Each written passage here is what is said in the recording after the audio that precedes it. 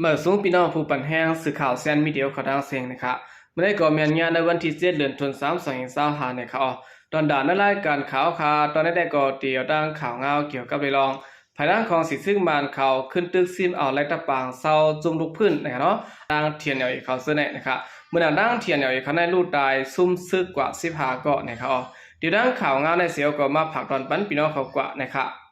เมื่อหนังตีเว้งสเปกกี้นั่นก็พนักของสีซึ่งมันเขาในซิมไลตีอยู่ด้านเศร้าของดังไผ่ตับซึกดังเทียนเอาอีกเขาสิละทีนั้นบางตึกตีเว้งสเปกกี้ในไผ่ดังซึกลอยเขาในไล่ลู่เสียงตายกว่า15เกาะวันนะครับไผ่ซึกมันแต่เขาตึกมือขย้ำกลางคำในวันที่5 เดือนธันวาคม2025แรกต่อพอถึงข้าวย่ำกลาง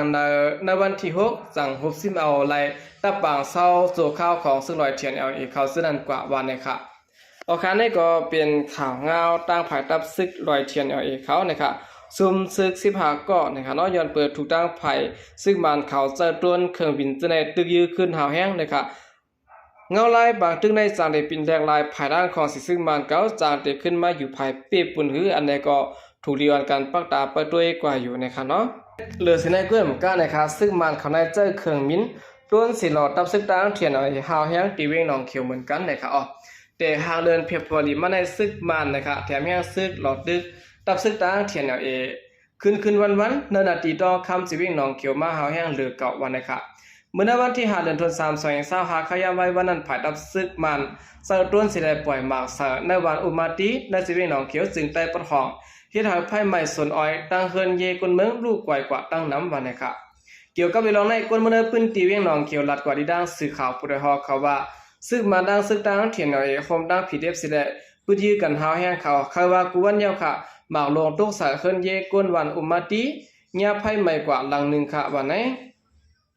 เมื่อวันที่6 เดือนธันวาคม2025ข้าย่ำกลางในหมอก10 โมงในก็ซึ่งมันเอาต้นและเครื่องมินตึกแก้ไฟตะมาปล่อยหมากกว่าในวันอุมาติแทงและเคลื่อนเยกุนเมืองและวัดว่าผาเสือซึ่งในก็ลูกไก่ซ้อมแทงตั้งน้ำเนี่ยค่ะวันต้องคำในที่มีไผ่จานเวียงหนองเขียวยันไก่เวียงอยู่หมอกเศร้านักอยู่ดังไผ่ตับซึกดังเทียนอยู่ดังผีเดฟคมกันแค้นซึกหลอดดึกตับซึกมันอันปักเศร้าไว้ในทุ่งนั้นมาถึงคารา6 เดือนยาววันเนี่ยค่ะก็เปิดในแลซึกมันนะครับเนาะลูกตั้งเวียงป่างอุลงสิแลแถมเมียนแห้งซึกเสหลอดตึกขึ้นแด่ภายซึกตั้งเทียนเอาเลยถอยบันขึ้นนาทีเสื่อนเขากุ้มกำไรไว้เสื้อนันกำพองนะครับไว้หลังแผนการอย่างซึก1027ปกำ2มาในซึกตั้งเทียนเอาปืนเผาออกมาว่ายึดไหลเวียงหนองเขียวเมื่อในวันที่10 เดือนธันวาคม2024นั้นสิตาหันต่อถึงย่ำเดี๋ยวยังไปกุ้มกำไรขึ้นเวียงหนองเขียวดังสิ่งนะครับโอเคนี่ก็เป็นข่าวเงานะครับเนาะรออันพนักงานสิซึ่งมันนะครับขึ้น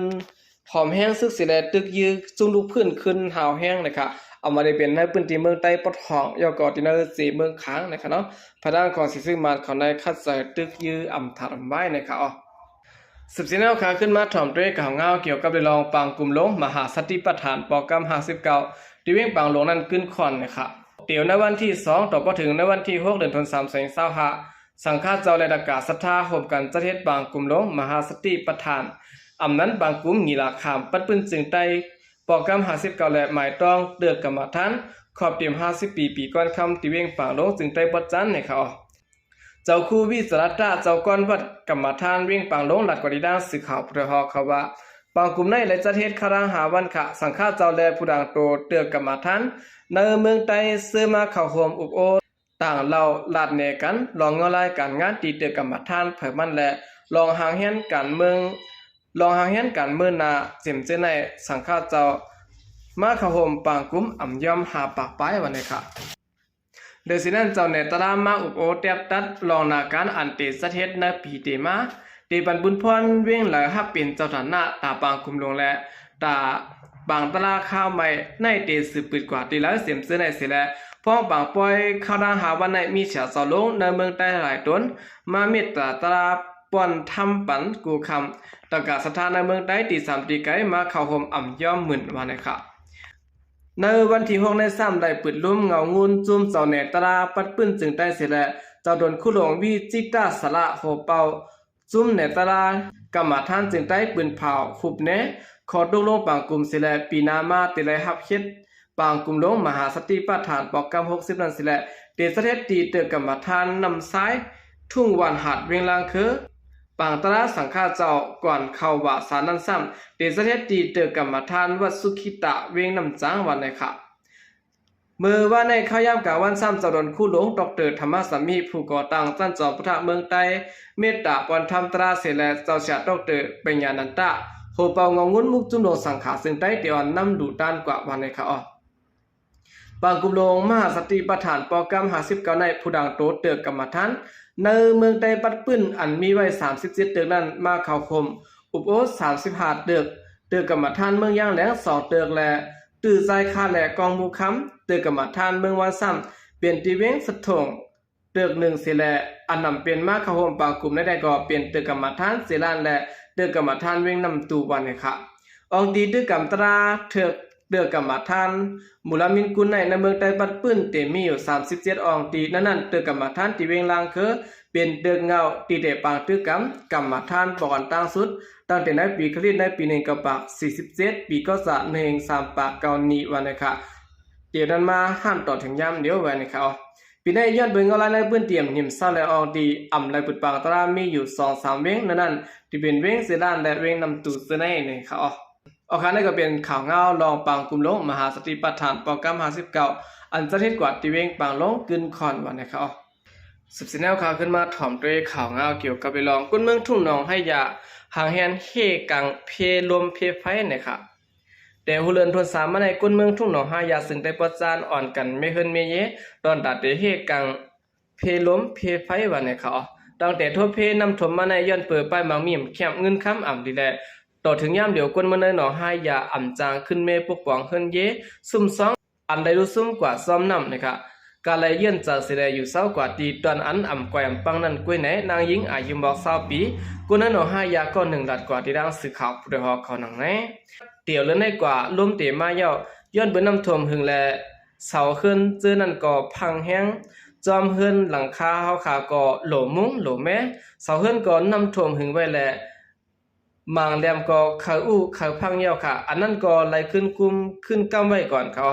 บอลมแห้งโกเฮิรนกลปังเขาก็เปิ้นแลเลยหางแห้นไว้ลงนาเยาวันเลยค่ะปีในการหากินเด้งต้องตอนตาพี่น้องเนื้อหนอหายากินสาค่ะคันกุนโคของปรุงขึ้นสูงแห้งมาเขาตอนน้ำอันยามไหลขายกายคันดงซ้ำอำออกอันออกมาซึ่งนั้นซ้ำไหลขายกาถูกกาป้อค่ะหมางเส้นในป้อขายซ้ำป้ออ่ำไหลขึ้นกีฬางมันแหละก็ไหลปล่อยนอแปดถอกเป็ดก็มีค่ะก็เปิ้นไหนไปว่ามีปกป้องลุมลาเฮินเยตากุมตากำกุ้ยก็ยังกินเสขาวไหน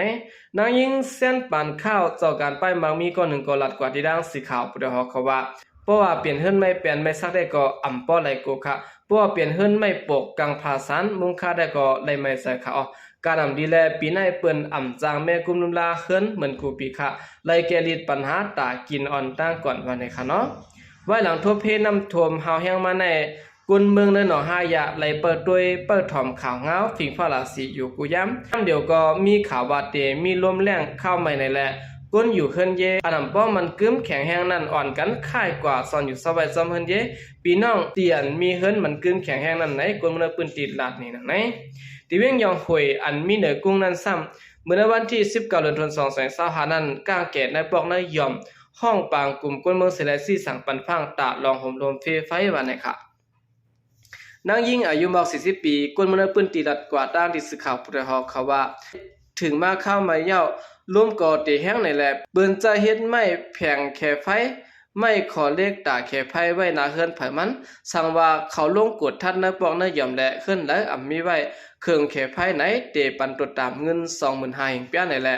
อ่อนกันไล่เฮ็ดไว้ว่าไหนครับเพภายในหลีพังว่าอยู่ในเสตะเผื่อจะเฮ็ดขอเฮ็ดแข็งเรียกนั้นตาซื้อเตายาเข็บไพ่ไว้เตลีเหลือรู้ก่อนไหนคนมันปืนตีได้ปืนโอ๊กปืนจลัดนี่หนังไหนเอาหากำเนิดสุดในก่อนยินจมนับยามกุมถึงพี่น้องผู้กำแถมปัญหาเขาดังเสียงอยู่ค่ะยินจมนับยามมีน้ำเสข่าวใจเกาหลีมาส่งค่ะ